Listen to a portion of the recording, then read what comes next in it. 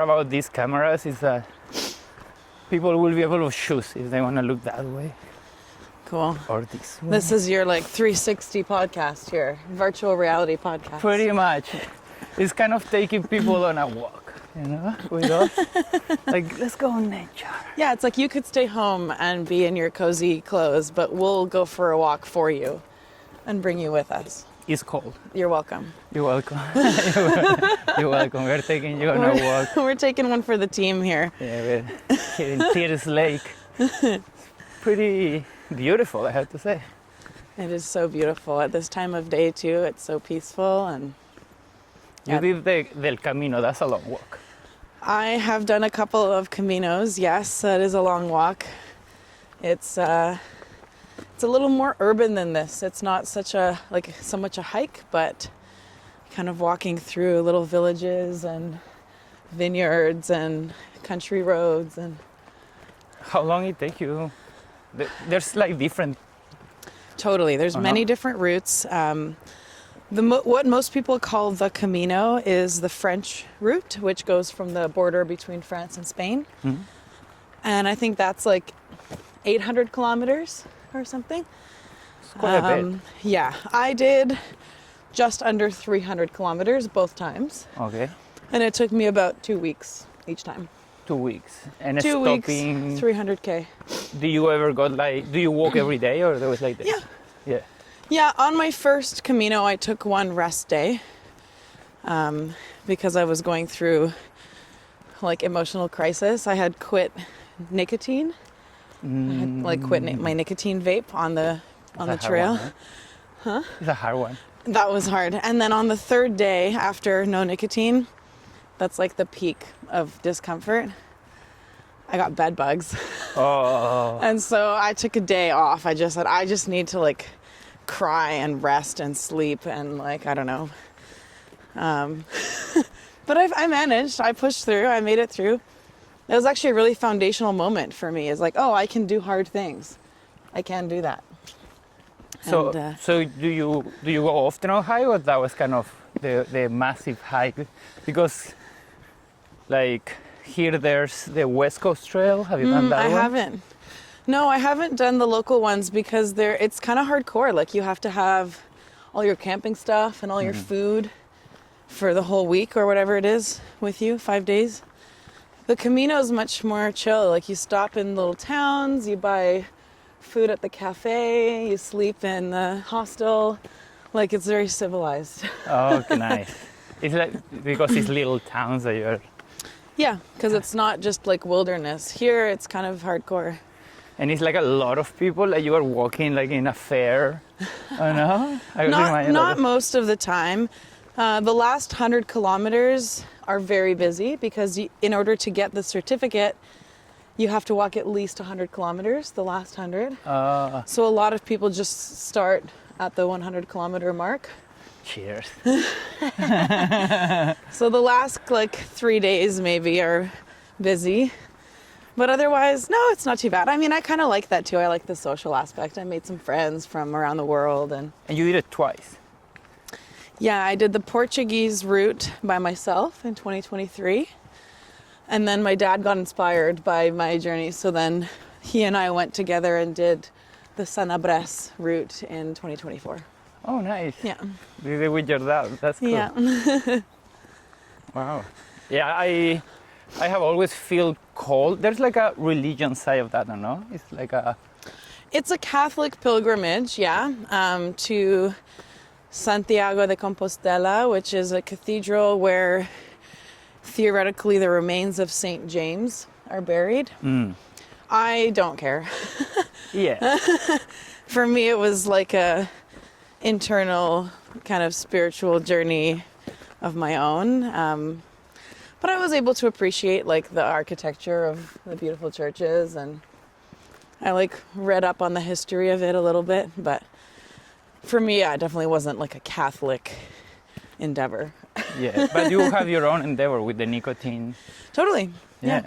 And actually that trip was also a way for me to just take a little break from my everyday life. And honestly, I spent the first Camino not only quitting nicotine, and dealing with bed bugs, but like contemplating some pretty big life choices because my relationship of 10 years was kind of up in the air. And yeah, that trip, that Camino really helped me like figure out what I wanted to do next and how I wanted to move forward. And yeah, ultimately, when I came back from it, that relationship did end. And it's crazy to look back on it now because what a journey it's been. But yeah, that was significant. Yeah. Big like life moment, that Camino. Whoosh.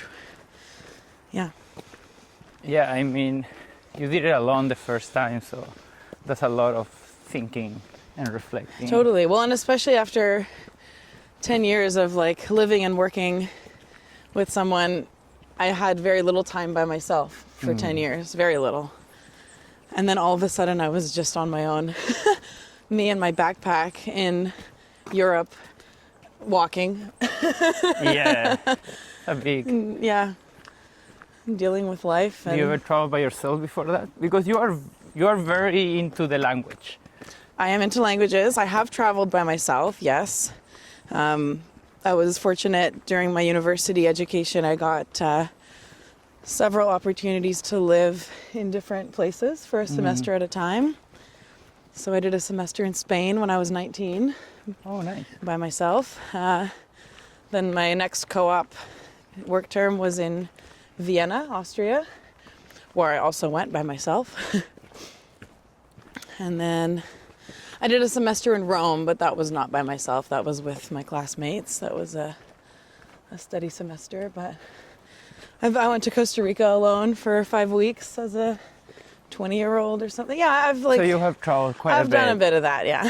It's kind of healing. I feel that people don't understand the power that it is on you, and just grab your backpack and just go somewhere where you don't know anybody, nobody knows you, so you can kind of choose who you wanna or how you wanna be too, you know? Totally, yeah. There's nothing quite like it. It's liberating, and you kind of learn about yourself in a different way.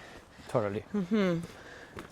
Yeah, people kind of don't, especially people that has never traveled a lot, they don't really get the power of that. I always tell to people when they are going through a hard time, go on a trip. Go somewhere. Yeah. You know, reset. It gives you perspective too, because you're so caught up in your own story and your own life that just like leaving for a while and seeing how other people are living, and I don't know, just shake it up a little, you know? Get out of your head. So you say that you went to Spain. That was one of the first. You speak like 4 different languages, huh? I can have a conversation in like 4 languages, and then there's like another 4 that I can speak a little bit and maybe understand, but like not have a proper dialogue. Yeah, where are the 4? Spanish? Okay, so the ones I speak comfortably: English, French, Spanish, and Bulgarian, I guess. It's like so-so. Bulgarian was my first language, but now it's not so good. And then I'm okay at German. I studied German for a few years. Oh, you studied the language. And then I have some Italian. It was better when I was living in Italy, of course. Now it's kind of, if I try to speak Italian, it gets mixed with French and Spanish on the way out. But I can understand. Capisco. I can understand. Questa mia cosa, mia mamma.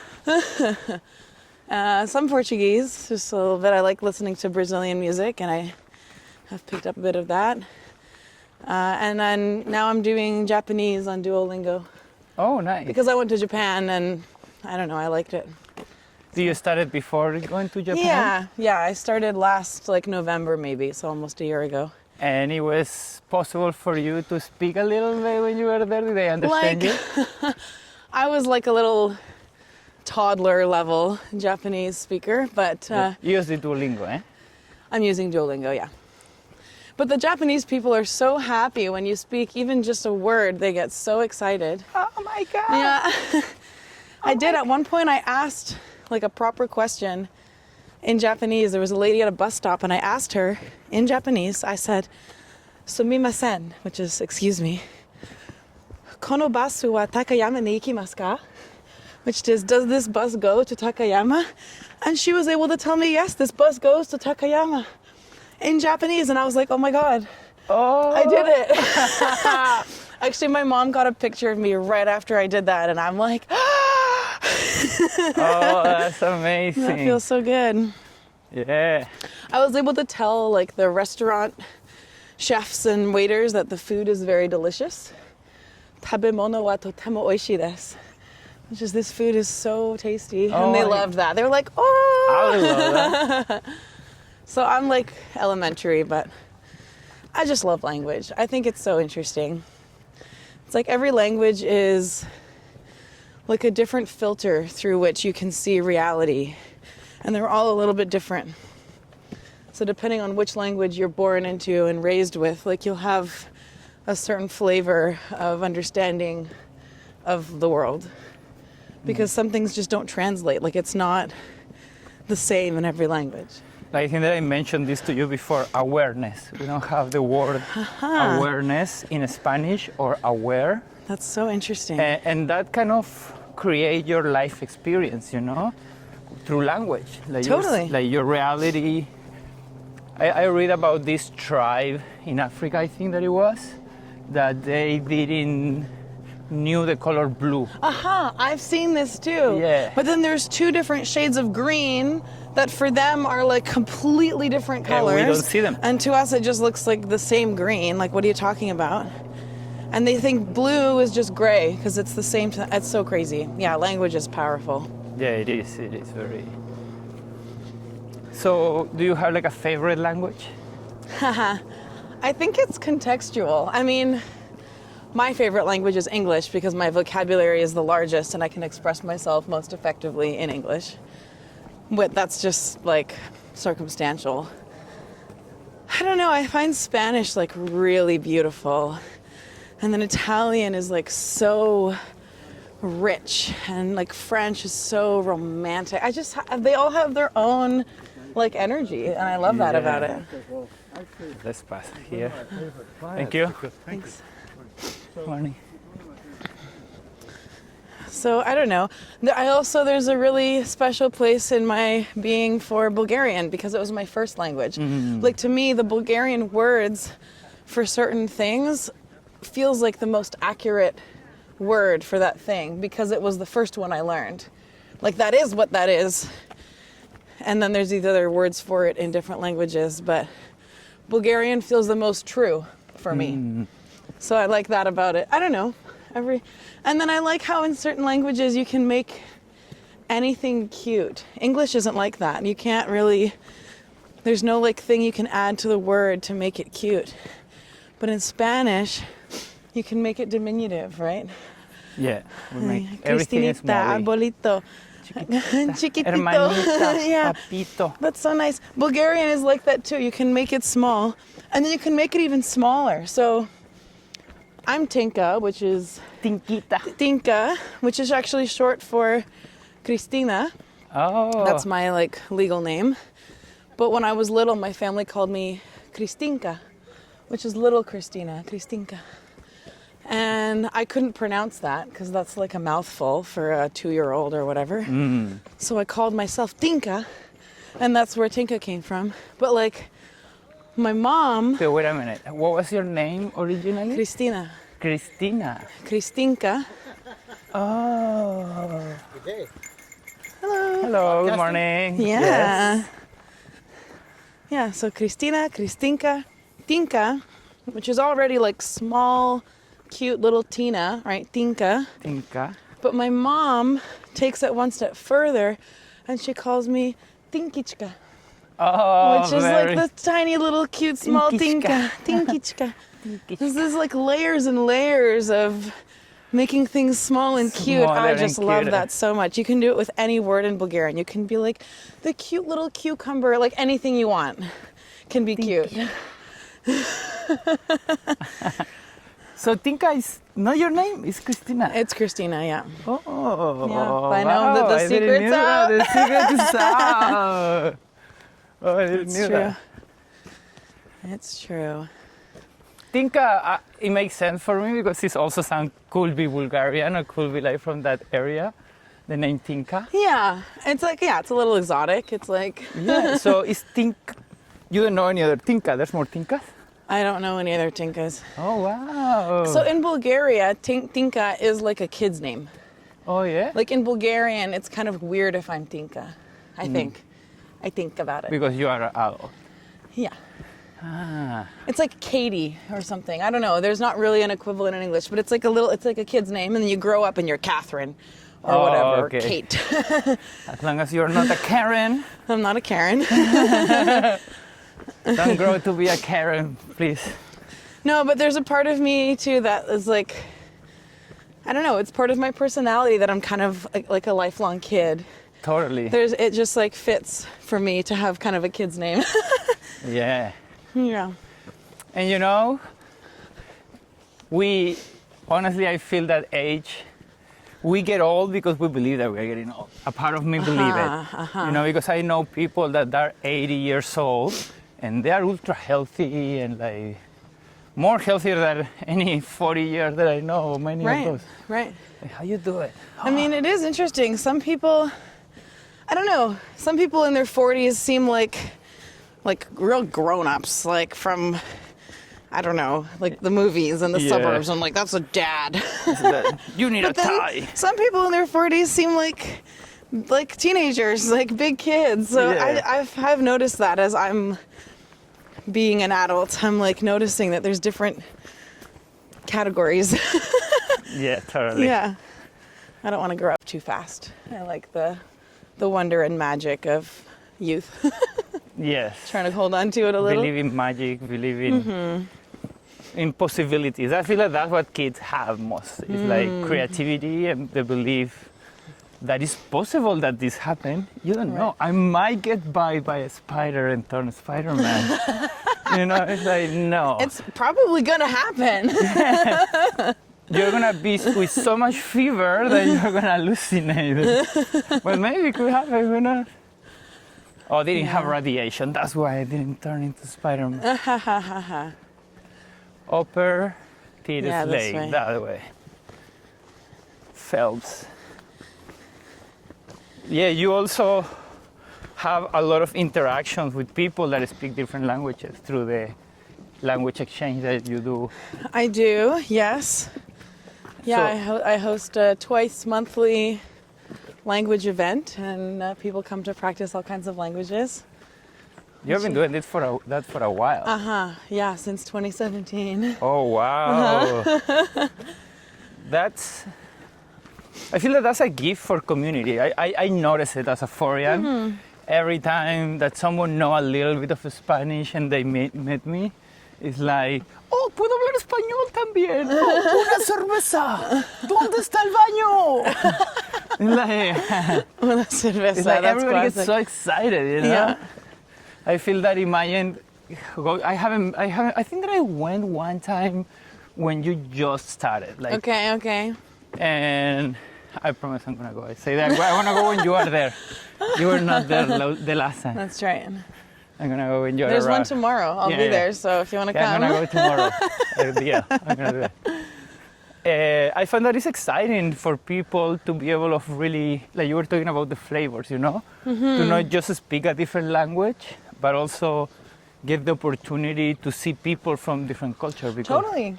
Yeah, I mean, at the language exchange, honestly, sometimes we end up speaking English because the group of people that has gathered doesn't have the same language in common.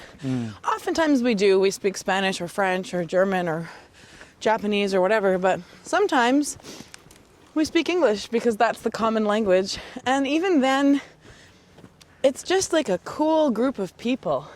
Because all of these people have either lived abroad, have like grew up somewhere and have moved here as like immigrants or are visiting, or they've traveled a bunch. So these are people with like a worldview, you know? It's just like a cool social group. I don't know. Yeah, that's kind of what I was saying. That it's like you get an opportunity to meet these different flavors. Totally. Or people that have met them and brought them or got passionate about those flavors, you know? We were just talking about food earlier. About flavors. Trying different flavors. But it's true. It's true. I feel that different languages, they also are different cultures. It's not just the language, you know.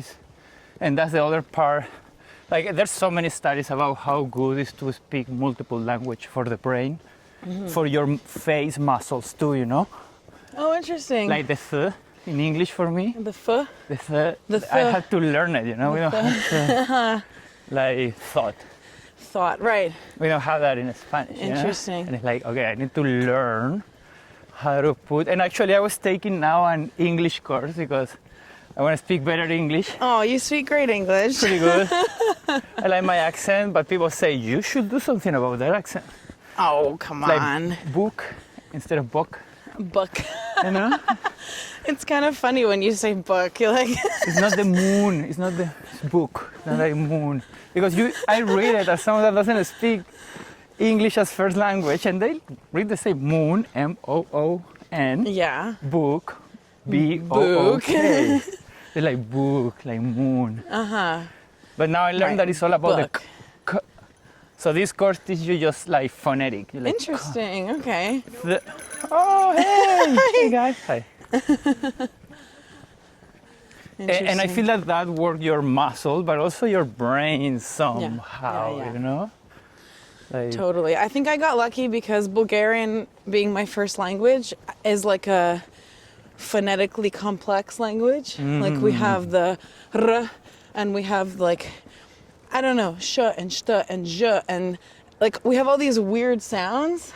So then when I learn other languages, I'm like when I speak Spanish, it's not like hablo español como gringa. Like, you know, puedo hablar como, I don't know, I have some kind of weird Spanish, like Costa Rican hybrid. Yes. Andalucia and Yeah, actually, Costa you don't Rica. sound much gringa. I know, because I end up being able to like mimic the accent that I'm like learning in. It's the same in French. Like I speak pretty convincing French. Pretty convincing. You could tell I'm a foreigner, but I'm not like, you know. Yeah. Quand je parle français, ça va assez bien. Like I can, it sounds okay. It sounds okay. But I think that's the Bulgarian. I think that's It's a Bulgarian that has all these sounds and different muscle activations. Totally. Oh, that's cool. Yeah. That's my theory anyway. I don't know. But Yeah, I honestly feel that language is like a door to your experiences, Exactly. you know? And not just that, but as I was saying, the culture, like for me, something that I've been saying a lot lately is that my last name is Eagle, it's Águila. And I was raised by condors near to the Andes, okay. you know? But everything that I learned in South America when I came to Canada, Canadians, or at least what you read more here in South America, is about Pachamama, connecting with the earth, the cosmología Maya, the cosmología Inca, that is all these teachings about the stars and the connection and all that. Right. And when I came here, the books that I see more is like how to make money, how to invest, Right. Yeah. how to Well, say. So it's like, oh, this is more like an eagle, you know? welcome to capitalism. Yeah, it's like this is the eagle and the condor, you know? Interesting. But not just that, but when I started learning words, it was like, this is a whole new world, we'll say Aladdin, you know? This is like, yeah, I found that it's amazing, first of all, that you're organizing these things for other people, because I feel that maybe I'm wrong, but it started because you wanted to meet people that speak other languages. Yeah. But at the same time, it's an opportunity for others to get those flavors, you know?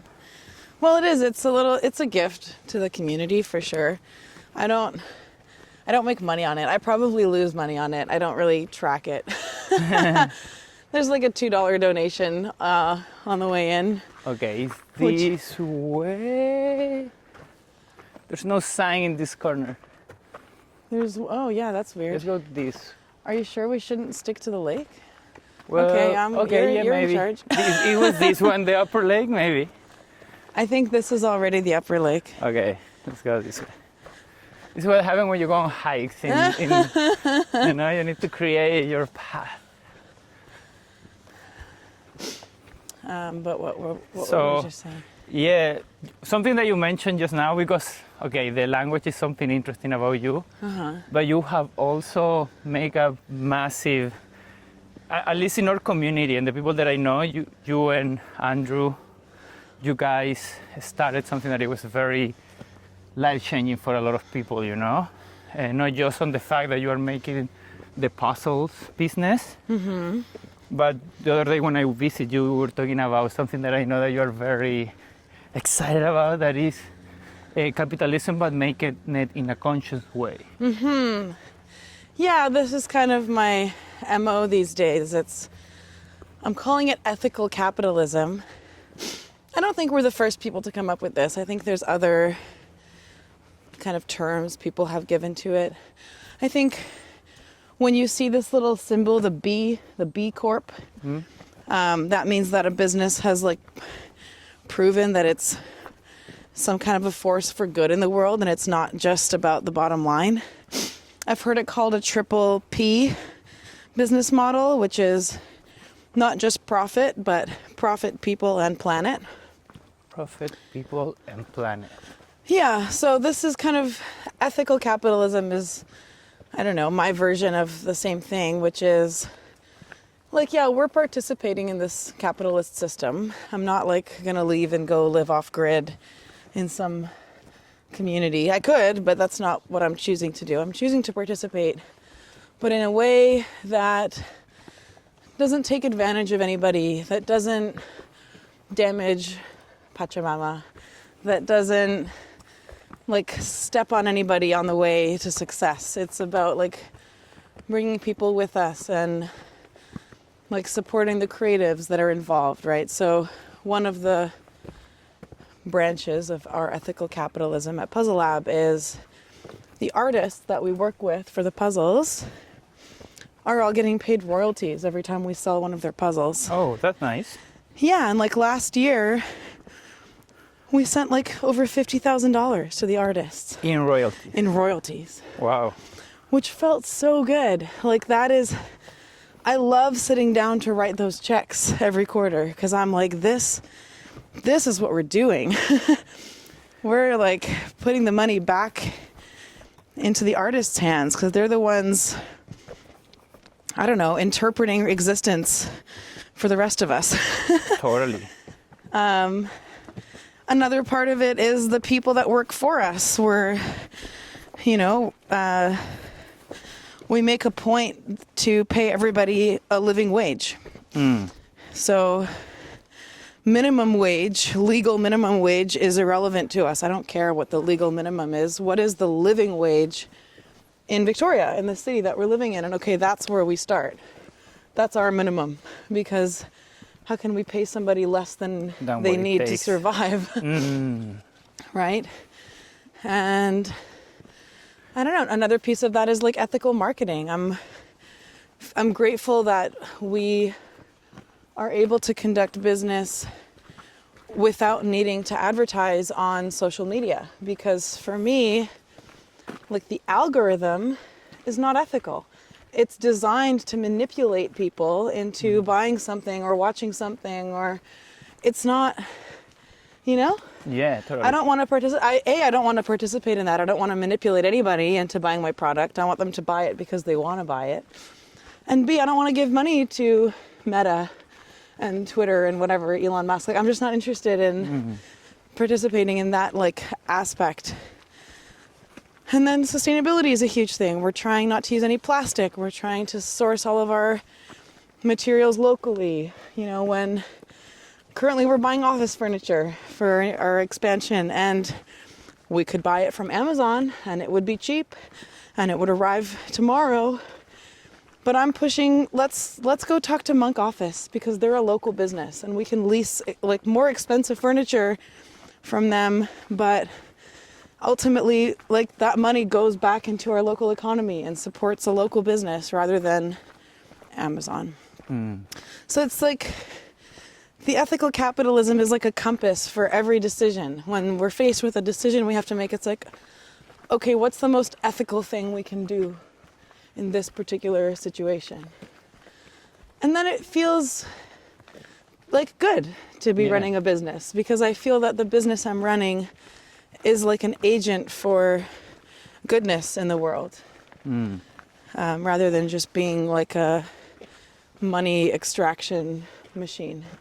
Totally. Yeah. Yeah, do you think that because right now, especially what we were talking about the evil here in the north, that where there's this mentality of capitalism and these teachings, you think that it's possible for other business to kind of apply the same model, or is because because not every business do so good? Sometimes capitalism helps. I'm not sure. Yeah, I'm not sure. I mean, I think some businesses probably do have to advertise on social media and use the manipulative algorithm. Yeah. And I don't have judgment about that. I feel grateful that I don't have to do that, because it feels icky for me. But I think that every business has a different set of rules, or like a different set of circumstances. But no matter what business you're in, you can probably do it a bit more ethically. Like, you can probably find an area, at least, of the business where, we've been ordering this thing from China, but if we pay an extra $2 per, we could get one made in Canada. And like, is that going to totally break your business? I don't know, maybe. But if not, it's worth considering, if you ask me. Yeah. I don't know. Yeah, I mean, with the resources, sometimes it's tricky depending on the business. But yeah, also, the social media, I would say that it's like a tool, Totally. It's like a hammer, Yes. Like you have a message or you have a product that you want to build, that you want to share. Like it's like a house that you want to build, Totally. And there's multiple tools that you can use. And one of those ones is a hammer. And for example, social media, you can use it with your Facebook friends and share it with all your Facebook friends. And you have a manual hammer. But now if you pay for advertisement and you make like a good video, Jackhammer. it's like having like a jackhammer or like a nail, this machine that you plug in, Totally. And that make your building your home a little bit high. Puppy. Make building your home a little bit easier, What you think that, for example, for you has been because you say I don't use Meta, I don't use the jackhammer, how you have been able to reach using or build that home, like Totally, that's a with great just question. a hand hammer, Yeah. It's a great question. And I can't even really take all the credit, honestly. I think the product that we make like speaks to people on some kind of like, I don't know, human level, where they remember for an instant what it felt like to be like young and be a kid and be amazed and just have fun. And I think that's part of it, is that people, I don't know, they react to the product in a way that's down there. positive. Yeah, totally. But we've also been. Come here. Let's keep talking, but join me for a second Okay, here. sure. This is so beautiful. We've also been super lucky because, like, when we first launched the puzzle business, it got picked up by local media, and it was in the newspaper. It was on the TV news, and then it was online nationwide on like the news website on CTV, and that was kind of lucky. And I think it's because there's just something interesting about what we're doing, so it can be considered news, right? It's maybe different if we'd opened like a laundromat. Maybe that wouldn't be newsworthy and nobody would care. But because we're doing something different and kind of inspiring, I think that's been helping get the word out. Then a couple years ago, we were featured on a TV program in the States on PBS called Samantha Brown's Places to Love.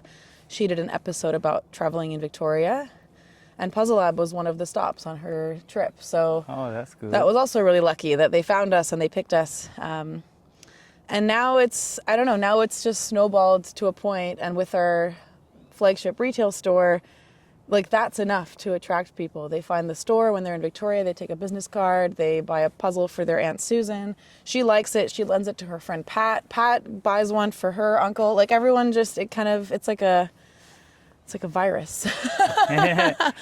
So I don't know. I think it's just different for each type of business and each type of product, but. Yeah, you think that there was a little bit of lucky, but that also with the fact that the product, it was calling like an emotion in people. I think so. I think there's something special about the puzzles. And I feel lucky to have stumbled upon, like that we have stumbled upon the puzzles as our business, because it was kind of an accident. And it feels, I feel like I am very lucky. I have a lot of gratitude for like all the circumstances that have led us to this point.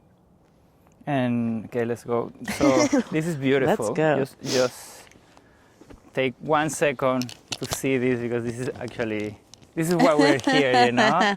I didn't brought you just to do a podcast. I also brought you to go on a beautiful hike together. Let me take a photo. Document the moment. We'll come here. No, you with me? Like a selfie with the lake in the back. We have perfect lighting here. Come on. Oh, my shadow. Perfect. Nice.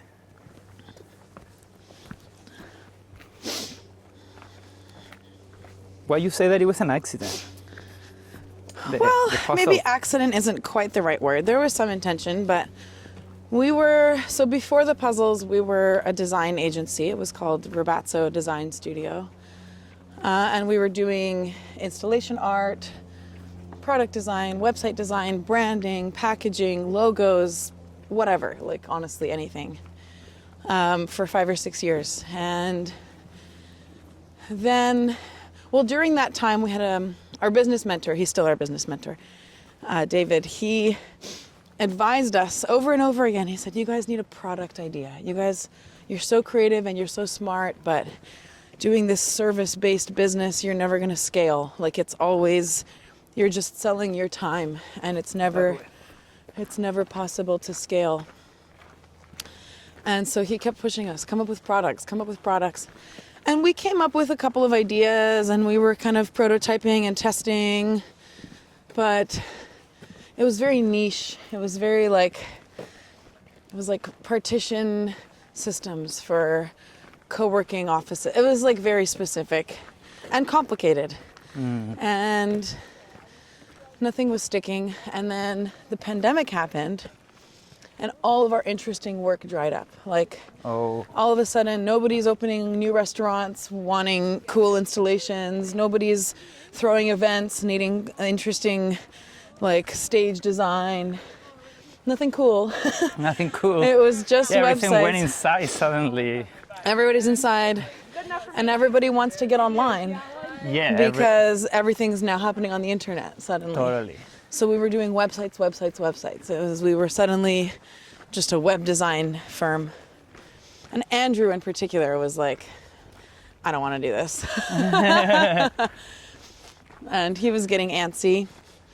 And then he actually saw an advertisement on his social media for some laser cut puzzles made in Russia from some other brand. And he's like, oh, laser cut puzzles, interesting. We have a laser cutter. Maybe we could do something like this. And it was like around this time of year, actually, October 2020. And he pitched it to me. He's like, hey, Tinka, what do you think about puzzles?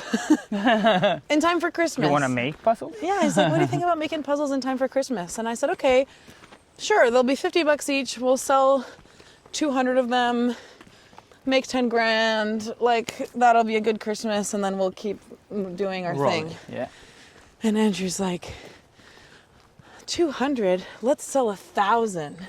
And I was like, okay, dream big, buddy. Sure. But sure enough, because of this press release and then the news articles, like we sold 1,000 puzzles in the first 3 days. What? That's bananas. It is totally bananas.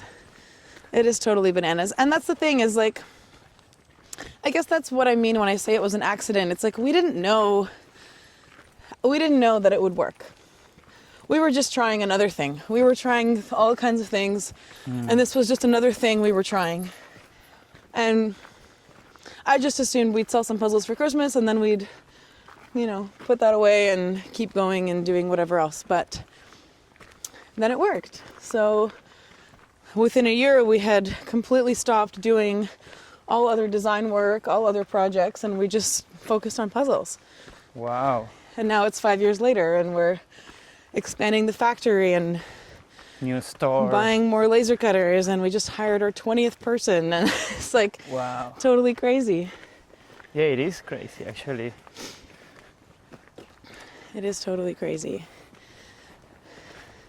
And it's like, it challenges too, like, I don't know, just like on a personal note, I'm finding that I'm having to like redefine my sense of identity now that I'm like leading a successful growing business. Like it doesn't, all of a sudden the reality of my situation doesn't really fit with like my imposter syndrome and my limiting beliefs.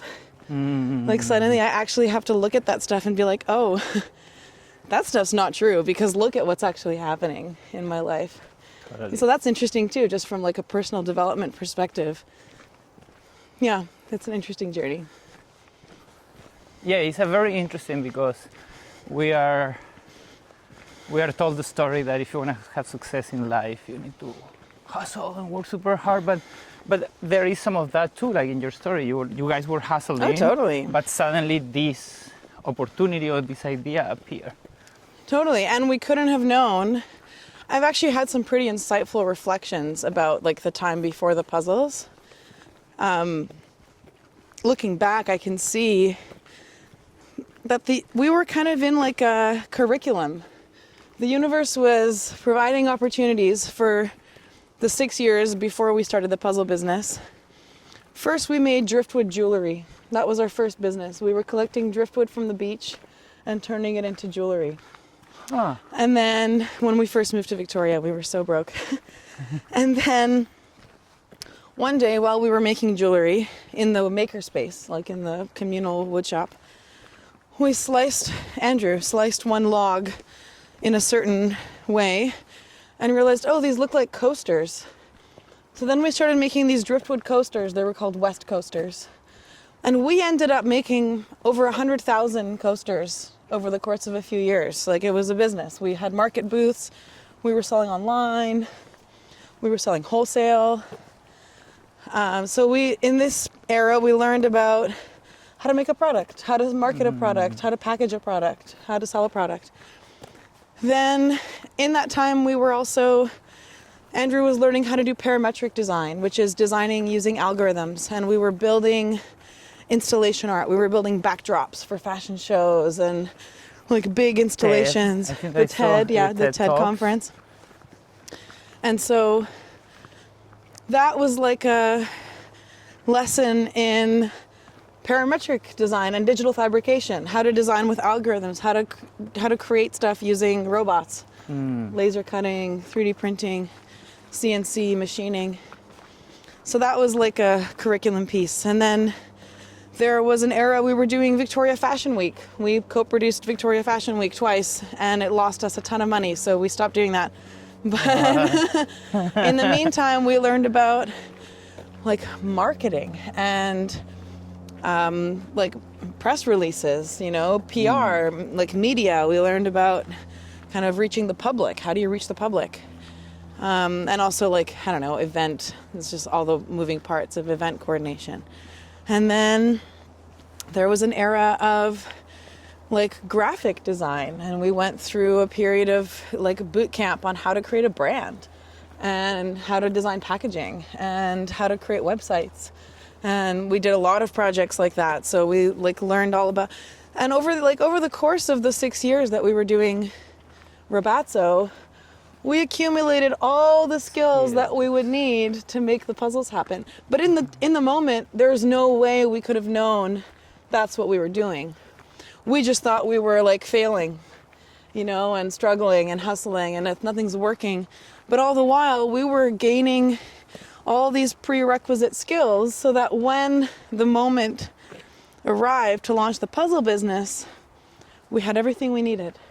Oh, packaging, no problem. I know how to design packaging. I've done that 50 times. Oh, website? Yeah, great. I can do a website. I'm an expert.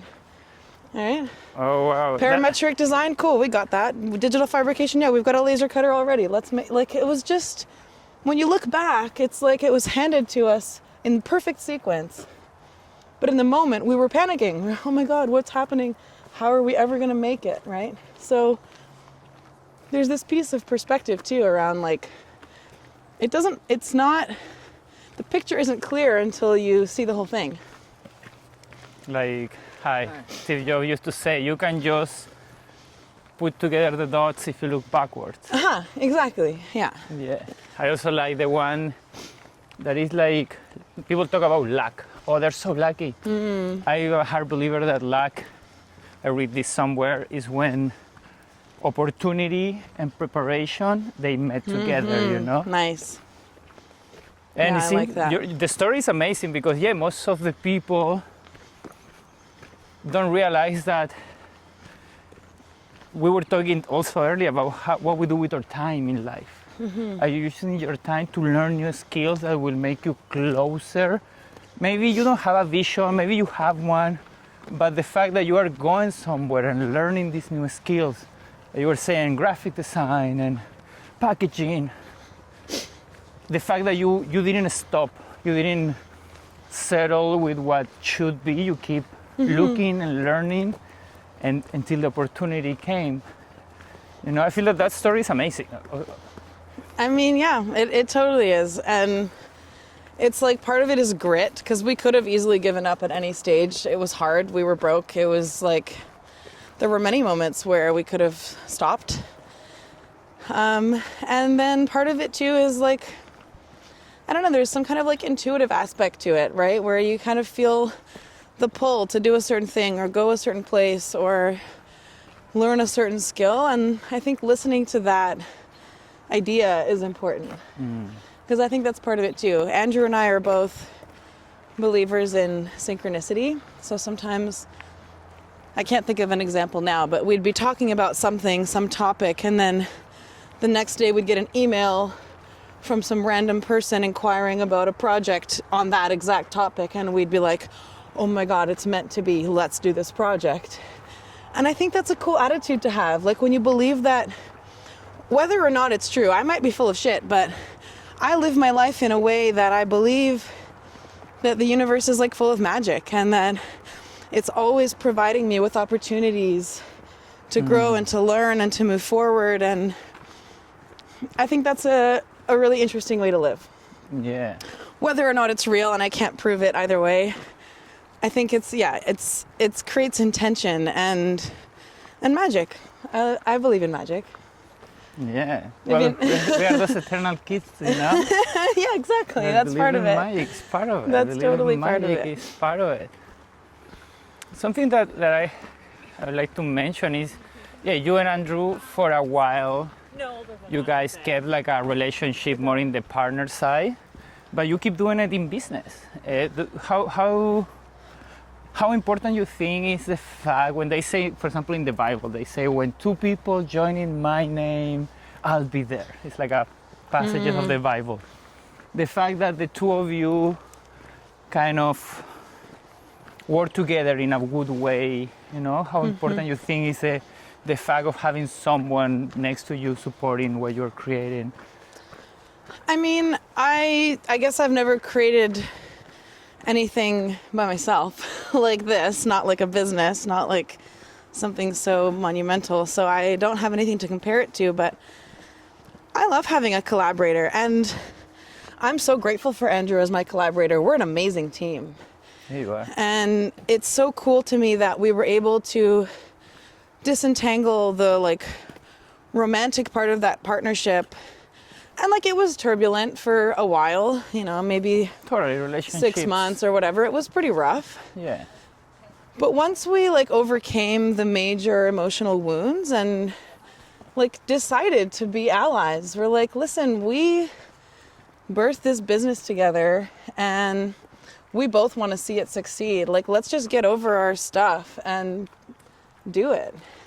And once we got to that point, it's awesome. Like, it's so cool because we know each other so well. We spent 10 years together. So we know each other so well. We know how to support each other through challenge. If one of us is having a hard time, whether it's with work stuff or even just personal stuff, we're there for each other. We're like family. Like, we love each other, but it's not weird and romantic and like, oh, my ex. It's like not that. Yeah. Like, this is my family member, Andrew, who is just an incredible collaborative partner. Like, I think the current state of our relationship is like the best case scenario for our two souls and minds to be interacting in this lifetime without all the complication of attachment and romance and just like stuff. Yeah. Now we can focus on the part of the relationship that really works, which is being in business and being collaborators. And I'm grateful for that every day. Like, it's so cool. That's very beautiful. And yeah, I'm very happy that that's how things went. You guys were very good together. I seen it. The results are right there in Government Street, Victoria. You just need to find Puzzle Lab there, and it's right there. People can see. Let's wait for her to go past. Sure. Otherwise, she's gonna be alone in the high.